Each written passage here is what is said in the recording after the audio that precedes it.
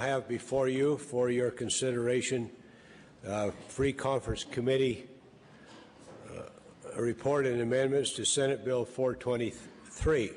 What is your pleasure, Representative Berry? Mr. Chair, I move that when this committee does rise and report after having consideration Senate Bill 423 as amended, it be concurred in, Mr. Chair.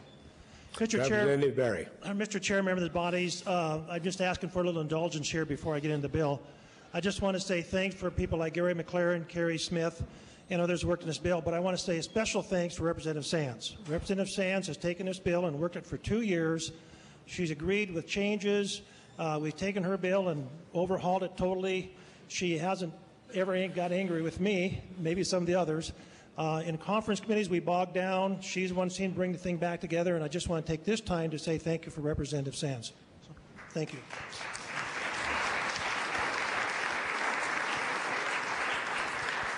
In speaking to the bill, I'm just going to, we have 157 amendments, and I don't want to go through 157. I'll probably be rocked and stoned.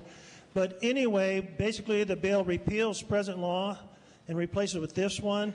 It has a definition of debilitating medical conditions, much more conclusive than the old law. And it also basically says you can grow your own or have a provider grow it for you, but a provider can only grow for 3 card holders and cannot charge money for it. And that's the main features of this bill, and I stand for questioning. Is there discussion? Representative Sands.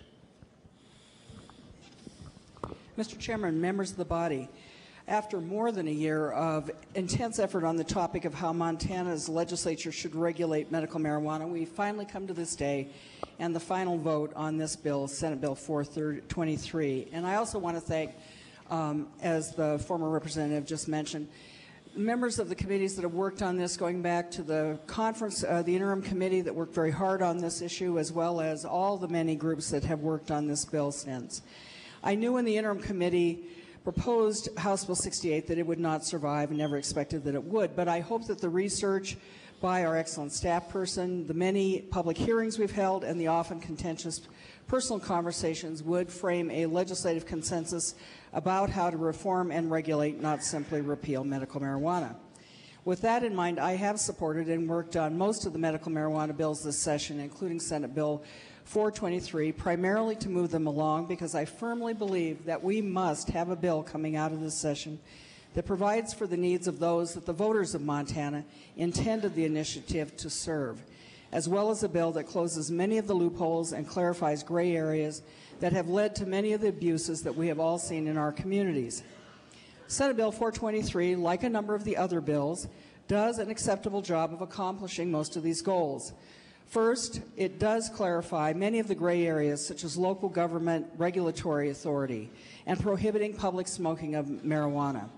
Second, it creates a clear line between legal use under the Montana medical marijuana law and illegal use under Montana's law, especially by revoking the affirmative defense provision, you either have a card or you don't, by prohibiting anyone in the custody of the Department of Corrections or Youth Court from having a card, and by addressing driving while impaired on marijuana.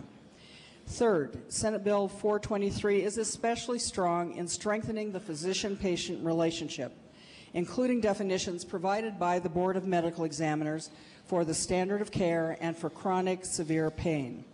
The oversight of the Board of Medical Examiners is stronger, and the legislative reporting requirements are enhanced. And I would urge the Interim Committee on Children, Families, Health, and Human Services to pay attention to this issue at every meeting during the interim. But finally, Senate Bill 423 is all about the people of Montana with debilitating medical conditions who use medical marijuana. I believe that under Senate Bill 423, those people with legitimate medical needs, including those with severe chronic pain, will continue to be able to get a recommendation from their physician. However, I believe that that number will not shrink to 2,000, but will likely remain in the range of 10 to 20,000, given the prevalence of severe chronic pain in the population. There's no denying that this bill makes it considerably more difficult for the vast majority of legitimate patients to access a secure, high-quality supply of medical marijuana, and this causes me grave reservations about this bill. The statistics of the Department of Health and Human Services show that currently 4,274 persons grow only for themselves and one or two others, leading me to believe that, as I've continually said, that a Grow Your Own Plus model has some basis in reality and was essentially the model before the 2009 explosion. But expectations have changed, and the number of people needing access is greater than this system without payment or reasonable reimbursement, more than the $500 in this bill will be able to provide. I have heard from many constituents who are extremely distressed they will not be able to locate someone who can grow a quality, consistent product for them, and that they will either turn to the black market or return to more traditional drugs that have already failed them. Additionally, we will expand the number of people growing in their garage, perhaps to 6,000 to 10,000. 1 minute. With very limited ability to control for the black market. I know that a lot of this problem can't be solved until the federal government takes it off the Schedule 1. I think Senate Bill 243 is the best we can do for now, but it really isn't as good as we could have or should have done. With deepest regret, I will be voting no and hoping this bill will get to the governor for a mandatory veto of the most limiting of the provisions. Thank you. There being no further discussion, does the sponsor wish to close? I do, Mr. Chair. Thank you, Representative Sands. I do feel. Just a second, Representative Berry. Representative Noonan wants to speak on this. He is late, but we'll let him speak.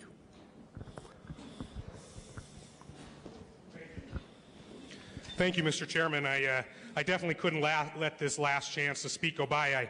I'm surprised that we didn't have more lights lit up. But I'm going to start by asking a question, Mr. Chairman. Could I ask Representative Howard a question? Representative Howard, will you yield? I will yield. Representative Noonan. Mr. Chairman, Representative Howard, did you support this bill in Health and Human Services Committee?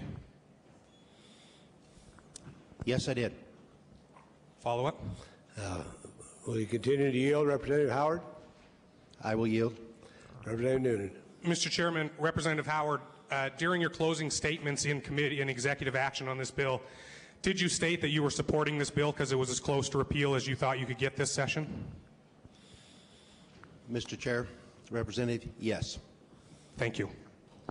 Speak to the bill, Mr. Chairman. Representative Noonan. The Children, Family, Health and Human Services Interim Legislative Committee worked very hard for 18 months with all stakeholders involved in House Bill 68, which was probably the best medical marijuana regulation bill we had this session. Unfortunately, House Bill 68 was set aside at the onset of the session to make way for repeal. And while I agree with the registry of providers and access by law enforcement and wholeheartedly support real reform, this bill is pretty much a repealer bill. A repealer bill, if you remember, has already been vetoed by the governor. And if you want repeal, then put it back on the ballot. But let's have real reform. Let's have a real reform bill that works for patients, the public, and law enforcement. And throughout this session, both sides of the aisle, myself included, maybe some muffins this time instead of bear claws. I like poppy seed or banana nut. But so throughout this session, both sides of the aisle, myself included, have used Article 6 of the Constitution at our leisure, depending on what we wanted our political outcome to be. This body took it upon itself to question the appropriateness of federal law when it came to health care reform. This body also questioned the appropriateness of federal law when it came to wolf management, and had the federal law not changed, this body would have just done it what they wanted when it came to regulating wolves here in Montana. But when it comes to patient access to medical marijuana, suddenly federal law is the supreme law of the land, and I find that wholly hypocritical. And as we continue to discuss medical marijuana, and we continue to discuss federal law, and we continue to bring up the fact that medical marijuana is a Schedule I drug, I would just like to point out to this body that methamphetamine, meth, crystal, glass, crank, whatever you want to call it, is a real scourge, and that is a Schedule II drug. I urge you to vote no on this bill. Representative Reinhart. Mr. Chair, members, I commend the folks who've worked really hard on this difficult issue. My concerns arise on page 24 of the conference committee report in regards to the disclosure of confidential information relating to medical use of marijuana. And I'm concerned that this may infringe on privacy rights under Article 2, Section 10 of the Montana Constitution, and that it would allow patients' names and their medical status to be given to law enforcement, and the confidentiality of medical information should be protected by Article 2, Section 10. Furthermore, I'm concerned about new Section 14, that's on page 18 of the conference committee report. I'm concerned that this could open up Montana citizens to unreasonable or unwarranted searches and seizures. If law enforcement wants this information, perhaps they should follow a time-tested search and seizure protocol and get a warrant. So for these constitutional concerns under Article 2 of the Montana Constitution, I'll vote no, and I encourage the governor to consider these concerns in potential amendments. Thank you. Representative Howard. Mr. Chairman, I'd like to speak to the bill. Representative Howard. We have to realize where we come from and what's going on here. We have to realize that one of the problems to why we're here right now and we're trying to fix something that is illegal is our governor hasn't taken a stand. A matter of fact, he did take a stand. He vetoed House Bill 161. And then verbally he told us that he really wanted to just fix the problem.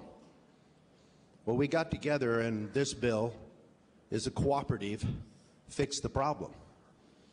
Is it what I would prefer? No. But what have we learned? Truthfully, we've learned that medical marijuana was a con from the beginning. From the very people, normal, that put it on.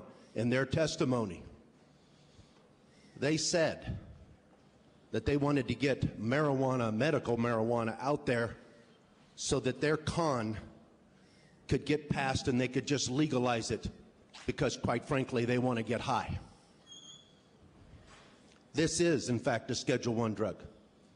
It is federally illegal. What are we doing here? We talk about how terrible it is for people to have to buy marijuana and they can possess small amounts. But in this bill, what are we doing? We're literally telling people it's all right to create a federal crime. For anybody that wants to vote for it, vote against it. That's why you should vote against it.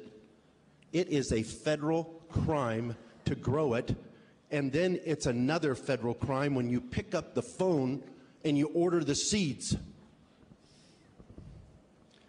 A good friend of mine said it's impossible to make chicken salad out of chicken scat. But that's what this body is trying to do. We tried to fix it. That was House Bill 161. This is a cooperative effort to do the best we can do with the tools that we have. Let's hope the governor signs it. Vote green. Representative Skis. Thank you, Mr. Chair. I have a question for Representative Regier, please. Representative Regier, will you yield? I yield. Mr. Chair, Representative Regier, I know we had 3 marijuana bills this term. First one was repeal, second one morphed into this one, and the third one was to put it back on the ballot for the good citizens of Montana to decide their future in marijuana. Could you please tell me, sir, what happened to your bill? Mr. Chairman, referendum to go back to the voters is tabled in Senate Judiciary. Thank you, Mr. Chair. Thank you, Representative Regier. Representative Hill. Thank you, Mr. Chair, members of the committee.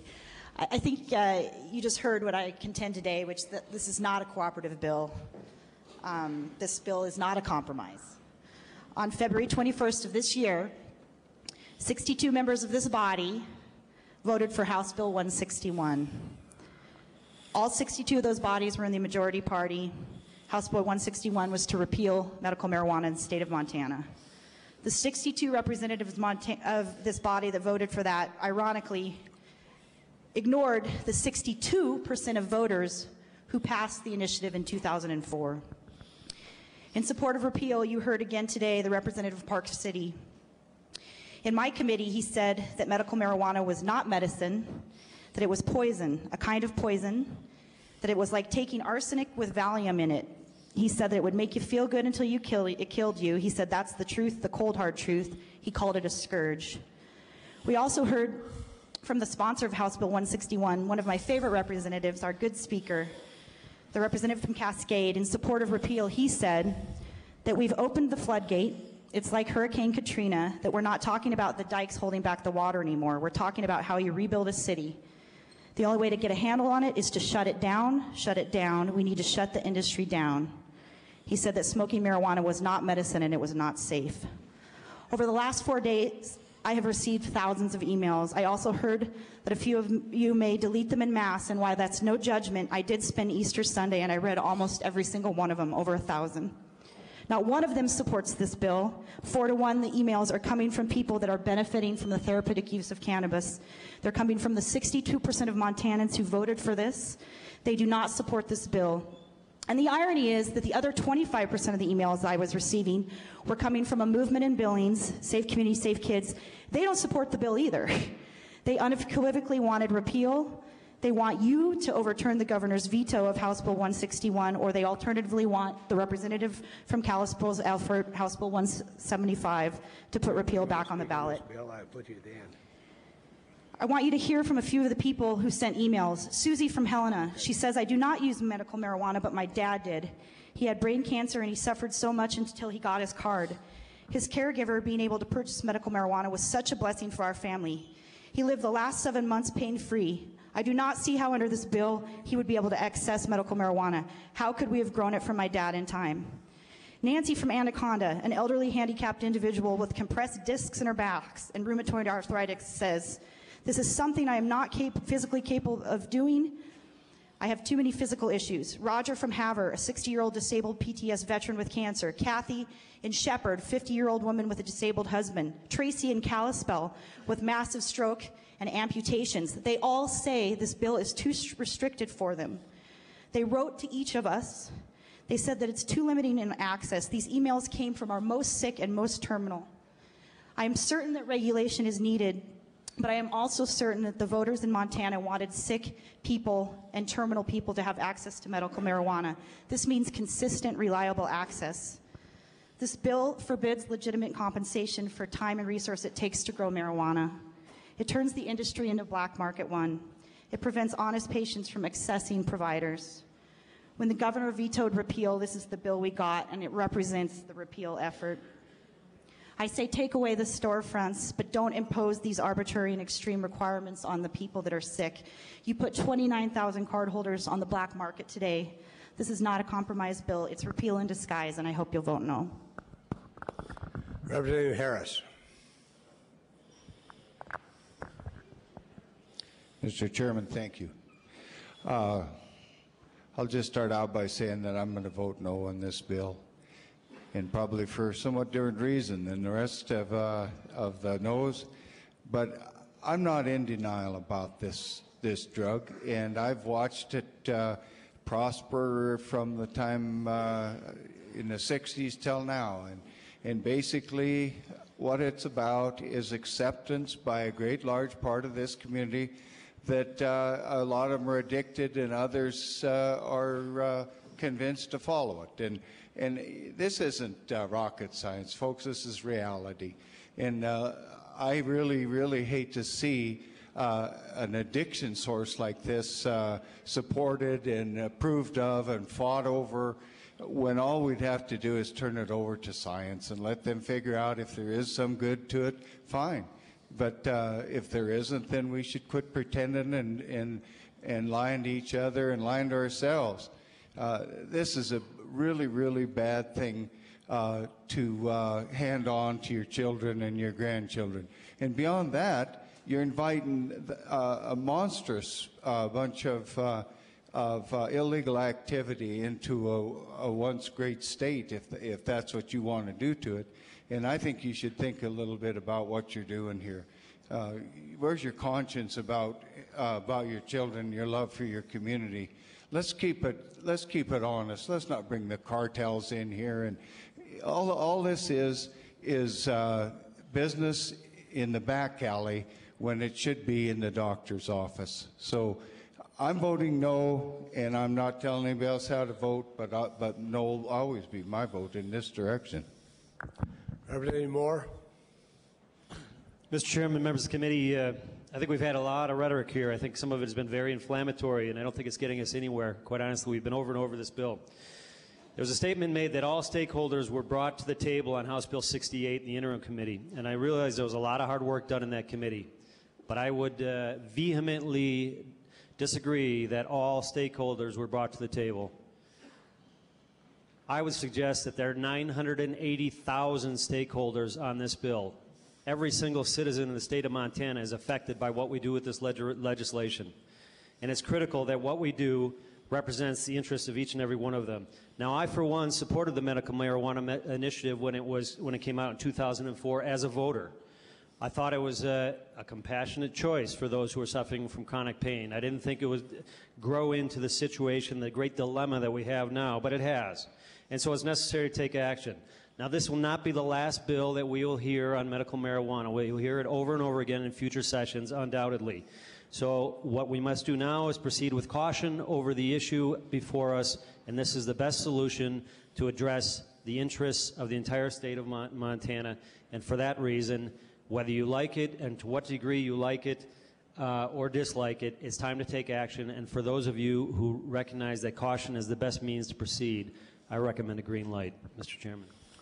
Representative Wagner.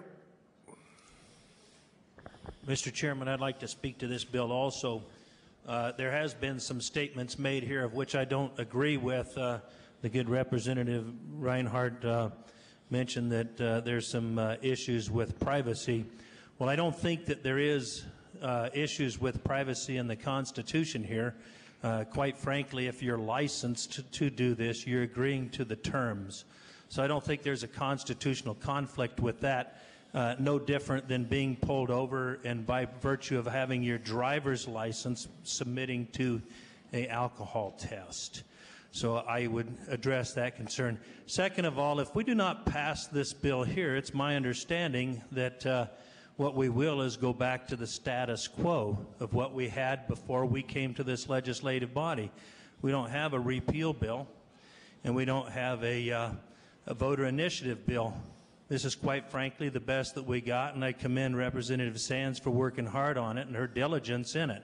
I, for one, am not one who supported the out-and-out repeal of medical marijuana. I respect the initiative of the voters, and I do respect the fact that a lot of people got something that they didn't vote for.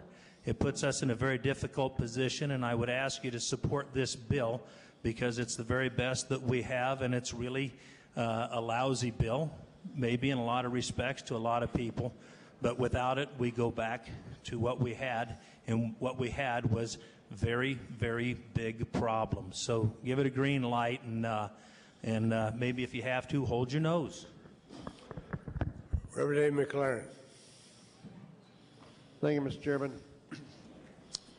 In 2004, the people of Montana, 62% of them, as we've been told, decided to ignore the federal law and allow the medical use of marijuana in Montana. This legislature was not the one that decided that was a good thing to do. In this session, we have tried to respect the will of the people. I think everyone here is very loath to overturn a vote of the people. And the move to repeal it was the result of hundreds, if not thousands, of Montanans telling us, hey, I voted for this thing, but this isn't what I wanted. You got to do something about it. And so that's the reason we had to repeal. That didn't succeed. So here we are trying to put some sideboards on this thing to do away with the rampant abuse that's out there and still allow people who do need this for medical purposes to continue to use it. During the interim committee, we considered lots of things before we came up with the recommendation. And every time that we'd mention, well, maybe we should limit the number of providers to 5 per patient, or vice versa, patients to providers to 5, that's when the producers all got off their chairs and said, oh, you can't do that. We can't live with that.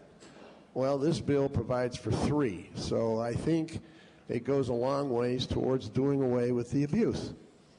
During the interim committee, we had high school kids come in and testify to the committee. Everybody I know in high school is using this stuff, and they've got cards.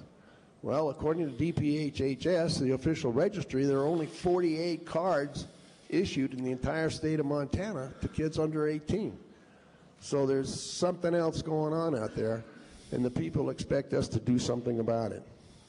This bill is not perfect. I think it's very lacking in the way it deals with manufactured or infused products, which really is one of the most common ways that people who use it for medicine actually use it. Those that are smoking are doing it for fun mostly. But I think this bill goes a long ways towards meeting what the people intended when they voted for this in the first place, and yet will help bring an end to the abuse. We got to try it. It's a stepwise process. If this doesn't work, we'll do something different next time. But for now, let's give it a green light. Representative Kerry Smith. Remember, we're talking about the conference committee report, free conference, and I recognize a gray bill came out there, and it's essentially a rework, but let's try to keep it within those parameters. Representative Kerry Smith. Mr. Chairman, thank you. When this bill was in conference committee, except for 2 amendments, there was unanimous agreement on item after item after item. I think there were around 160 amendments to it. Mostly what those amendments consisted of was taking the bill that we passed through the House and reinserting into it provisions from the Senate that we thought improved the bill. This bill is definitely a composite of the interim committee, of the House bill that we had earlier in the session, and of the Senate bill. One of the things that I hear that's quite distressing is there is a definite desire among the part of some people to protect what they call an industry. When the people voted for medical marijuana in 2004, they didn't vote for an industry. The criticism that the legislature keeps receiving for why didn't we do something to take care of this earlier was because there wasn't a need to. The bill was working pretty much the way it was intended to. If the legislature and the people of Montana had envisioned putting in an industry, the legislation would have been substantially different. Some of the bills that we looked at did create an industry. That's what the federal government is most opposed to right now when you read the letters that have been sent to the governor of Washington, for instance. In that particular legislature, they were trying to pass a bill that would have had state-licensed grow operation and infused marijuana operations. The federal government definitely saw a problem in that. They don't see as big a problem with somebody that's growing it for themselves for pain and suffering. As we were trying to craft the bill, we took a look at that. We were not trying to protect an industry. The industry we have is operates at the edge of the law, in my opinion, in very many cases on the wrong side of the law. When we were in Billings in the City Council trying to determine with our ad hoc committee how to take and zone the medical marijuana, the question kept coming up over and over again, how do you regulate these businesses? Well, you can't regulate them because they were never intended to be businesses. That's the problem. So does the bill go too far? Is it tough? Maybe. But you got to understand and agree that the people that want to take medical marijuana, not just medical, but legal, greatly abuse the privilege that they were given. I'm a person that definitely likes to have as little government involvement as possible. Well, we tried that. That didn't work very well. So now we have a lot of government involvement, but we don't have as much in government involvement as the Senate bill would have created. I believe this is a good bill. I believe this gets the medical marijuana back to what the people voted for in 2004. Are we going to have some people mad? You bet. There's people out there that have invested tens of thousands of dollars in an industry that they knew they were taking a risk in the first place. And as you know, are they going to lose money on it? You bet they are.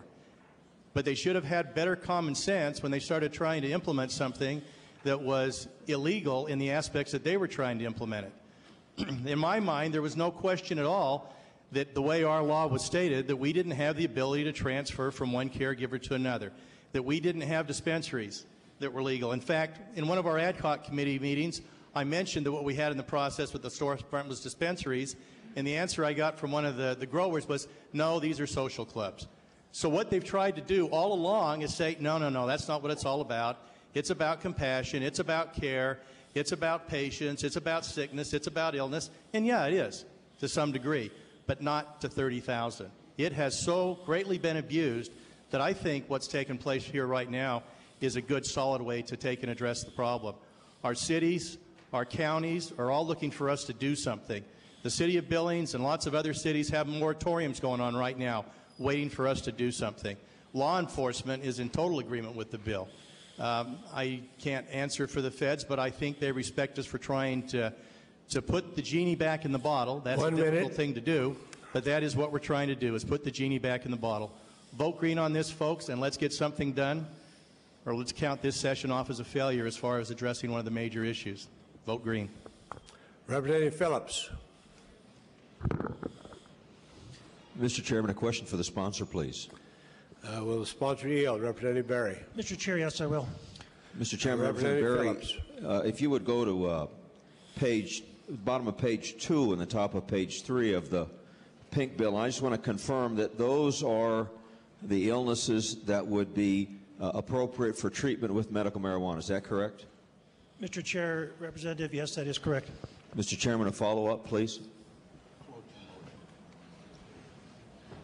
Mr. Chairman, a second question, please. Will you continue to yield? Mr. Chair, yes, I will.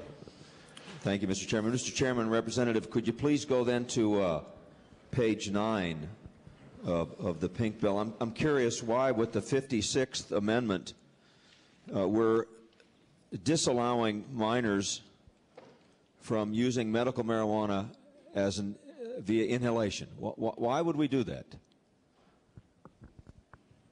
Mr. Chairman, Representative Phillips, if I can remember right, we just do not want to have minors smoking marijuana. There's other ways for minors to use that, and that is to put into food substances and get benefit from that way instead of having minors subjecting themselves to smoke. Mr. Chairman, I'd like to speak to the bill. Representative Phillips. I was pretty sure I knew the answer to that question. A few days ago, a friend of mine had an 18-year-old that died, was born with MS, lived many years beyond what they expected.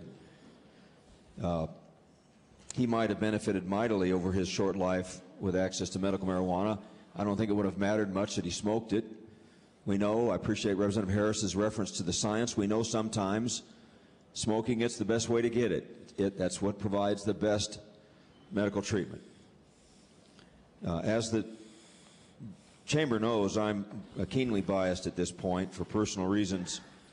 As I look at this bill, I simply conclude that it needlessly restricts access to people who are terminally ill that desperately need help at the end of their life. Consequently, Mr. Chairman, I have to vote in opposition to Senate Bill 423. Representative Stahl. Mr. Chairman, I move cloture. Cloture is in order. Without objection, so ordered. There being no further discussion, does the sponsor wish to close? Thank you, Mr. Chairman. I do. Remember, members of the body, this is a federal government illegal substance. We're talking about an illegal substance by federal law. So why are we talking this way? You know, the voters voted for some use, but they did not vote for kids in high schools getting this stuff. They did not vote for the big marijuana shops that we see all over. This is not what the voters voted for when they voted for 148. Remember, we have the support of the Montana Peace Officers Association, the Montana Sheriff's Association, and the Montana County Attorneys Association on this bill. Now, they must see something in this bill or they wouldn't be supporting it. So you can vote no. Go ahead and vote no, and we can keep the status just as it is. We can keep the abuse going. We can keep kids coming to school high because they're getting it from the 18-year-olds who are getting the cards. Or you can vote for this bill, and let's get something under control here and bring this thing back to what the voters voted for. So I am asking for a green light. The question now arises on the motion of Representative Berry that when this committee does rise and report after having had under consideration the Free Conference Committee report and amendments to Senate Bill 423, it recommend that the same be concurred in. Those in favor of the motion will vote aye. Those opposed vote no. Are there absentee votes? Mr. Chairman, Representative Evans has voted aye. Representative Hands has voted no. Has every member voted? Does any member wish to change his or her vote? If not, the clerk will record the vote. Mr. Chairman, 72 representatives have voted aye. 28 have voted no. The Free Conference Committee report and amendments to Senate Bill 423 has passed, has been concurred in on second reading.